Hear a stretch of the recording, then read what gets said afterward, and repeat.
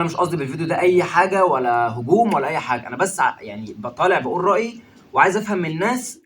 ازيكم يا جدعان، عاملين ايه؟ النهارده انا جاي اتكلم في حاجه. الكلب ده عامه انا لسه ما قلتش قصته ايه ولا جبته ازاي ولا اي حاجه، بس في موضوع الناس كلها بقت بتتكلم عليه وانا عايز اتكلم عليه الصراحه. ازاي يا جدعان يطلع قرار بان الكلاب اللي هي موجوده عندك، الراعي الالماني والقايمه اللي هتظهر قدامكم ده، ومنهم البيتبول والروتوايلر، يعني لو موجود ان انت لازم تسلمه؟ طب ازاي؟ انا عايز بس افهم الناس حاجه، مش كل الكلاب بتبقى شرسه، ومش لازم النوع يبقى شرس. يعني مثلا لو كلب شيرمان مش لازم يبقى بيموت، ولا بيتبول ولا روت.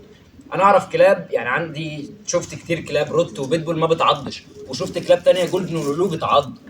فيا ريت الناس تفهم ان مش الكلاب بنوعها بتعض.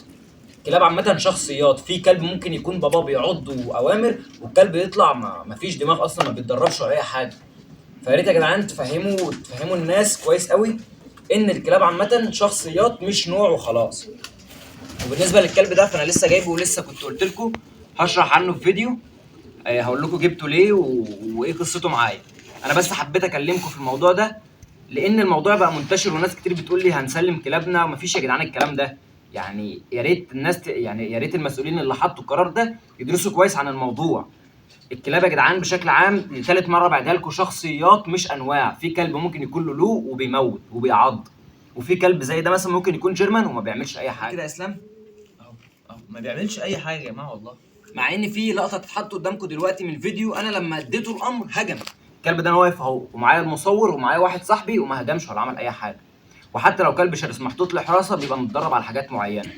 الحاجات اللي فيها مساله قانونيه، لو انت نزلت بكلب شرس وسط الناس، ده اللي ممكن اقول لك ماشي، مش مهم نوعه ايه، المهم ان هو يكون شرس وانت مش عارف تتحكم فيه. ساعتها تقدر تاخد معاه الاجراء اللي يعجبك وتحبسه، لان هو مش متحكم، ممكن يعض اي حد من غير ذنب. ده كان فيديو النهارده يا جدعان، ويا ريت تقولوا لي رايكم تحت في الكومنتات، عشان الموضوع ده بصراحه مش هينفع خالص.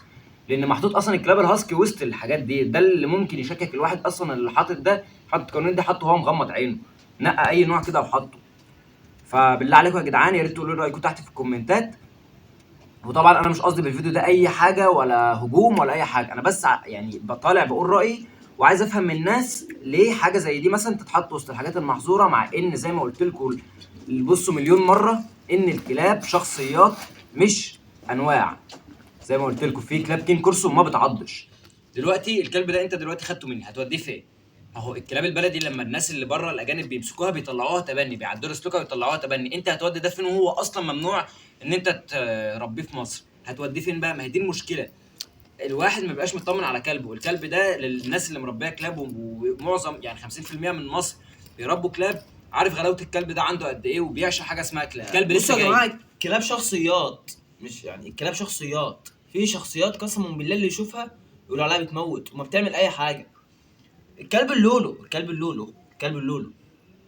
والله العظيم انا معضود من واحد قبل كده. الحاجه الوحيده زي ما قلت لكم اللي لازم نسال عليها الناس، الكلب مترخص ولا لا، دي حقك ان انت تسال عليها لو انت حد مسؤول. وغير كده الكلب نفسه شرس ولا لا، ولو شرس انت هتعرف تتعامل معاه ولا لا. دي الاسئله اللي انت لازم تسالها لاي حد، مش القرار ينزل وخلاص الكلب هيتاخد.